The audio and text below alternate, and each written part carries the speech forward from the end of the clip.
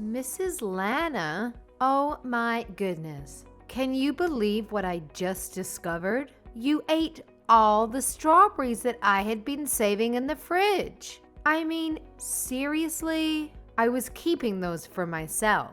Oh dear, I must apologize. I didn't realize they were off limits. I ended up making some strawberry jam with them.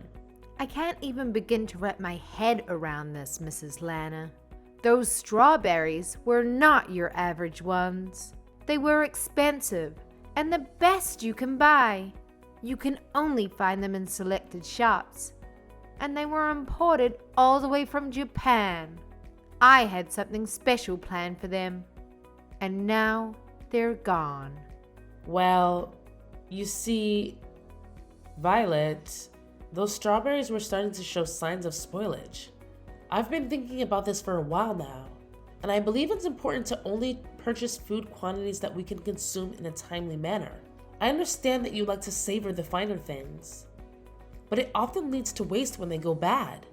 Excuse me? Did I ask for your opinions on my eating habits? I don't need to hear anything from someone who can't afford to enjoy the finer things in life. You wouldn't understand the joy of cherishing these delicacies. Are you seriously calling me poor? Ugh, this is so frustrating. I can't take this anymore. I only agreed to move in with you because Steve promised me numerous benefits. But all I've experienced is stress. And what's worse, you help yourself to the nice things I buy without even asking. On top of that, you only contribute to a small fraction of the rent. And to top it all off, you don't even appreciate your daughter-in-law, despite everything she does for you. I'm sorry, but what exactly have you done for me? I let you live with me. I graciously opened my home to you. Didn't Steve mention that he wanted us to live together before the two of you got married? That's beside the point. I can't take this anymore. I've reached my limit. I've decided that I'm done playing the role of the sweet, submissive housewife. From now on, I'm going to prioritize taking care of myself and my own needs. Have you ever really been kind to me, Violet? You claim to be a devoted housewife, always trying to impress Steve. But the truth is, I'm the one who ends up doing most of the housework while you lounge on the couch, endlessly scrolling through your phone. Shut your mouth, you peasant. Don't you dare speak to me like that. You need to keep in mind that the only reason that you have a place to live is because my husband and I are kind enough to provide for you.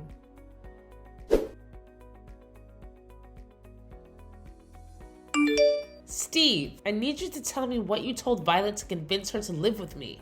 Huh? What do you mean, Mom? She just threw all of her anger at me and that this isn't what she signed up for. And that you told her that there would be benefits on her side by living with me. She even went as far to call me a peasant. And that I should be ashamed for not being able to spoil her. Violet told me that you were the one who came up with the idea to live with me. And that you convinced her to do so. So I need to know what you told her. Just come clean with it. I need to know this to straighten out this whole situation. Besides, I've been having a feeling that you're lying to me for a while now. What? I mean, you had a bunch of money inherited to you when Dad died, didn't you? He worked at a decent company, so I imagine the insurance was great. Therefore, I figured that you had enough to be well off for the rest of your life. Maybe even better than well off. So I told Violet that you would support us a pretty good amount per month if we let you stay over at our place. So we had a discussion and decided that it would be best to rent the money that we need for now and have you support us to pay it back. And you tried to ask me to live with you guys without raising any suspicions by keeping something so huge from me? Wow. I remember how happy I was when Violet told me that she wanted to keep me close for when I grew old. It was all about just money, huh? You don't have to say it like that, Mom. Don't you enjoy our company? After finding out about your motives, no, I don't. You turned Violet into a cold-hearted liar.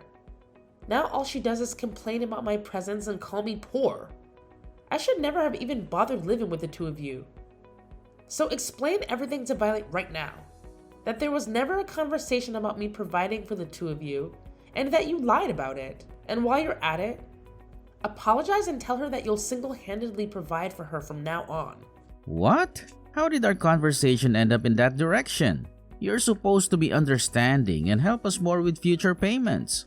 Why would I do that? Because Violet isn't the same girl as the girl I met either. Ever since my salary started going down, she's been constantly irritated about my presence too. Thanks to that, she and I haven't been doing so well as a couple. I can't say that I didn't notice how her behavior towards you had changed as well. Even in this situation, I believe that you would help me because you're my mother. And that's what mothers should do for their sons. But you didn't even bother offering help. And now you're trying to abandon me in this situation and leave everything in my hands? Don't you see how harsh you're being? You're my mother, so do something. Are you kidding me? How old are you? Someone your age needs to pick up their crap and finally become independent. I'm the one who should be asking you if you're kidding me right now. What kind of mother behaves like that to her son? If you're going to be so cold, then fine. I see how it is. I could kick you out of the house as soon as I want. You are going to kick me out? Even though you're the one who suggested that I live with you in the first place? If that happens, you're going to be in big trouble, aren't you? You sold our house and all of the land that you owned before moving in with us. You have nowhere to go back to, right? You don't want to become homeless at that age, do you? All you have to do to avoid that outcome is to stay in that house and keep paying your rent to us. I can't believe this. You're threatening me. I've raised my son into a monster. Come on, I'm just negotiating, Mom. Besides, you still have the money that you earned by selling our old house, don't you? I'm sure it wouldn't hurt to pay a little bit of rent every month. I look forward to our business together. We couldn't have had such a nice house without you, so thank you for your support.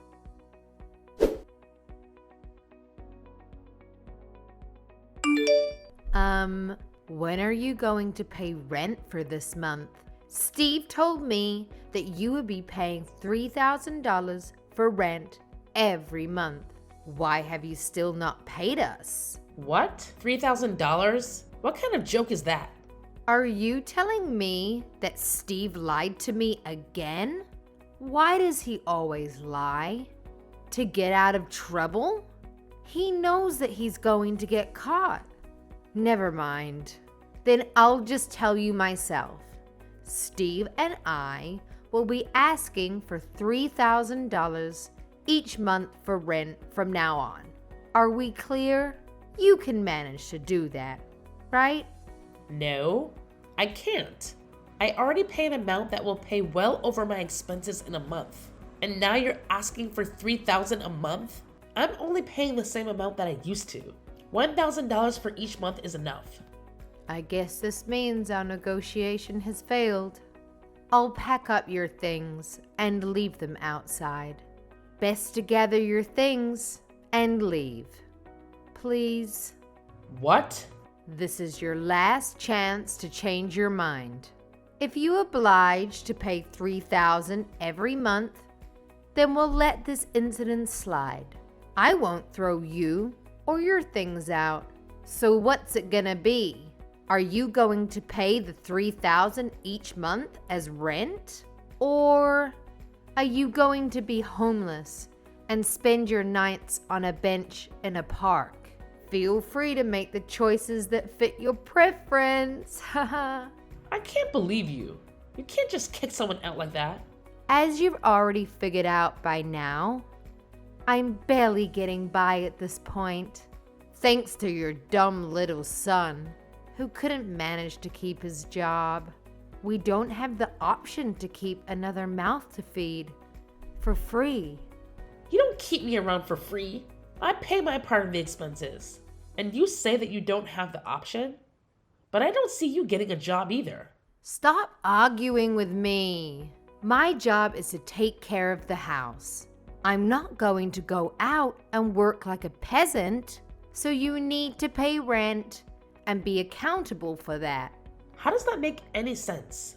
But you choose to ignore our needs and neglect your part in supporting us. Have you used up all of the money that you had from selling your house already? It's my money and I get to use it however I want. How selfish can you be? You use all of your money for yourself while your son and daughter-in-law are struggling to get by? I can't imagine how easy it must be to rely on someone else to live while not making any contributions whatsoever. But that ends now. If you can't pay your rent, then get out of my house this instant. So that's all I was to you, huh? You never cared about me. You just wanted to use me as an ATM. Well, then, I'm glad to leave. Shut up, you poor old hag. I mean, what else did you expect from us? The only good that you do is pay us. So I think it's fair that we only see you as an ATM. You're not worth the space in our house. You need to leave and never show up ever again. There's literally no point in letting you live with us, you parasite. I guess I'll move into the luxury nursery home with a built-in country club in the town next door. Seriously? I guess he got his habit of lying from you.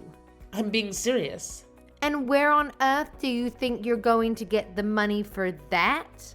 I have every single cent that I need to afford it. I currently have $2 million worth of assets. So you can probably do the math that I have enough to spend a lifetime in a nice place like that.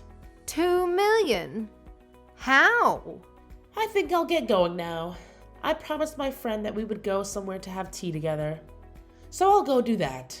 As a matter of fact, I'll stay at a friend's house tonight. So please leave my things at your front door. I'll be moving into my dream environment after that. So you won't have to see me ever again. I can't tell if you're joking. You're kidding about the $2 million, right? Even if your husband passed away and left an inheritance, $2 million is unrealistic. Oh, it's not my husband's. I made it myself when I was younger. What? Yes, I bought some real estate with the money that my husband left behind. So I have $5 million if you include that. I hit the jackpot with the apartment I bought and started renting out. You have $5 million. How? Because I plan ahead and save up money before I make financial decisions. Unlike your dumb little husband. This whole situation doesn't make any sense. Even your son hasn't told me anything about money like that. I'm sure he'd be aware if you had assets like that. I've actually never mentioned it to him before. I sold the company that I was running at the time, as soon as he was born. So you sold your company? You're trying to tell me that you were a business owner? Yes, that's exactly what I'm trying to tell you. I was a big risk taker when I was younger. I started lots of businesses and most of them failed. But one of them really took off, and it expanded to a pretty good scale. I can't believe this. I married my husband right after that though. So I ended up selling the company for a pretty good dime. I found it more important to marry and devote myself to the love of my life. Therefore, I sacrificed the potential of becoming a billionaire to pursue it.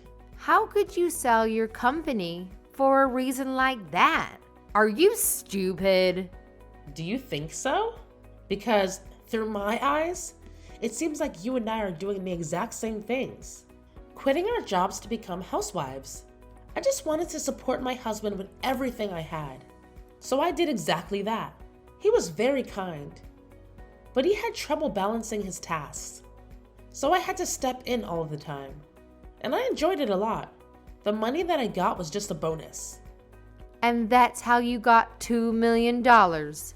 Exactly. So that's probably why Steve never mentioned it to you. He simply only knew me as a housewife. The subject just never came up because we were all happy with the situation that I created. Honestly, my brain can't keep up with all of this. Then you can look it up on the internet tonight. The company is still pretty large in scale. I'm sure you can find my Wikipedia or something as its founder.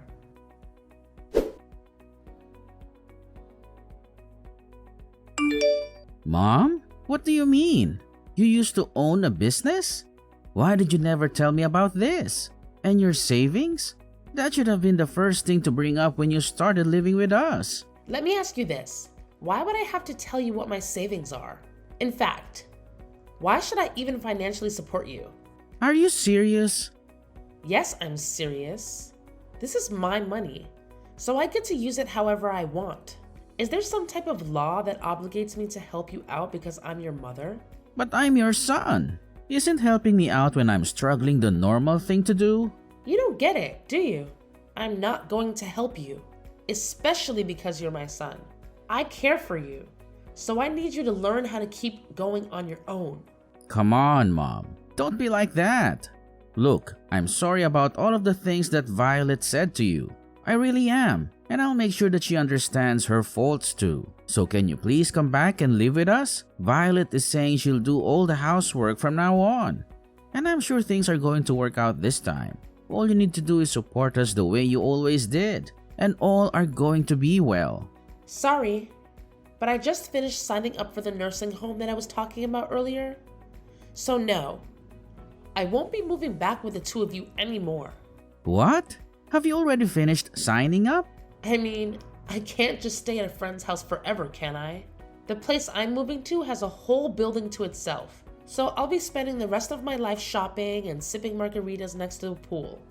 My friend even said that she's moving in with me, so we'll be having the time of our life. They own a whole building?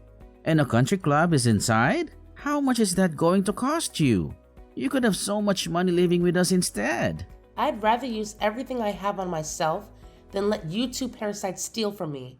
I hope you and Violet live happily alongside each other. Don't mind me anymore. This poor old hag will be living in a beautiful nursing home with everything she needs to be the happiest she could be.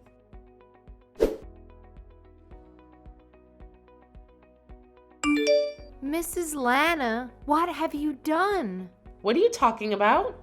You know what I'm talking about. I really don't. The neighbors.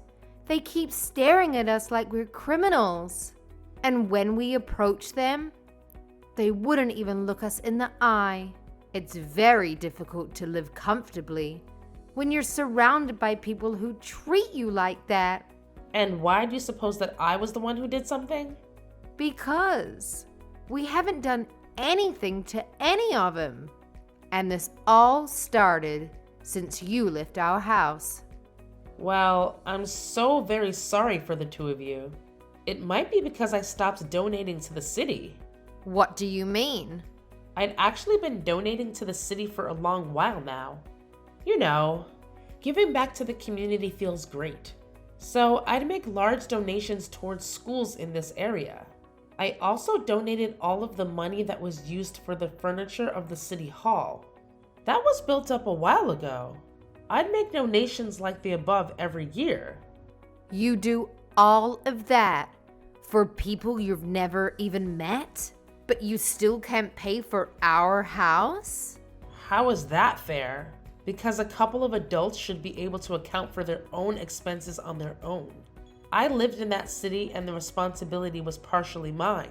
So even though I'm not strong enough to participate in volunteer activities, I contribute by using my wealth for the good. But now that I've left that town, I've stopped making those donations. It's not my responsibility anymore. What are we supposed to do now? Everyone knows that the two of us were the reason you had to leave. So everyone in the city thinks we are a nuisance? I mean, there aren't many people who are capable of making donations that scale every year, so I guess there won't be anyone to replace me, but it's none of my business anymore. And I have to go easy on spending to keep living in this environment. So all I can say is good luck. What do you mean, good luck? How are we going to keep living here if every single person hates us? Please, come back to town. There's no way on earth that I will ever go back. I mean, who in their right mind would leave a living dream to go back to live with a crappy married couple? If the donations are the problem, then why don't you two just make the donations instead of me? It feels amazing to be able to give back to your community and be appreciated by the people at the same time. I think I've always had a thing for taking care of others. Then take care of us too. Please. Why are you so cold to the two of us? Because it's my policy. I only like to take care of people who I like. Do you not like us? No, I like everyone in that city because they supported me a lot. When my husband first passed away, I had to start raising Steve alone. That's when I decided that I wanted to start making the donations. I'm proud to say that I can probably make any type of sacrifice for the people who I love. But I can't do that if I hate you, right? I don't want to pay a single cent for the two of you. You hate us that much? Your own son and his wife? Yes, even a grandchild wouldn't convince me to bring the two of you into my life ever again. I can't believe you just said that. Boo-hoo! I know it'll be tough, but I hope the two of you get up on your feet and try to make it work there. Now, I'll have my afternoon tea on the terrace with my friends. Goodbye.